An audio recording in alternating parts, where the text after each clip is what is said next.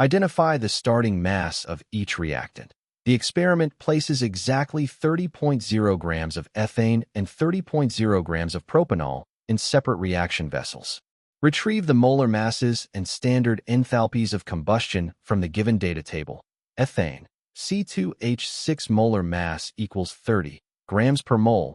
Delta H degrees Cohm equals minus 1,560 kilojoules per mole.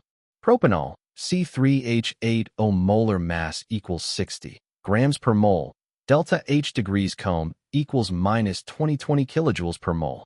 Convert the mass of each compound into moles, and using the formula N equals M over M. Moles of ethane equals 30.0 grams over 30.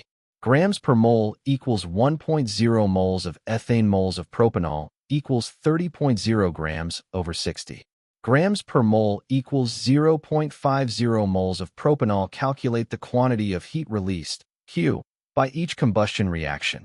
Multiply the number of moles combusted by the magnitude of the molar heat of combustion. Q equals N times delta H degrees Cohm. Q ethane equals 1.0 moles times 1560 kilojoules per mole equals 1,560 kilojoules released. Q propanol equals 0.50 moles times 2020 kilojoules per mole equals 1,010 kilojoules released. Compare the quantities of heat energy.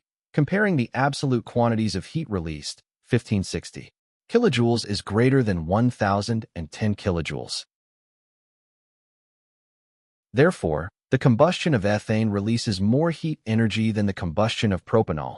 Q ethane greater than Q propanol, identifying option C as the correct answer. The correct answer is option C, ethane greater than propanol.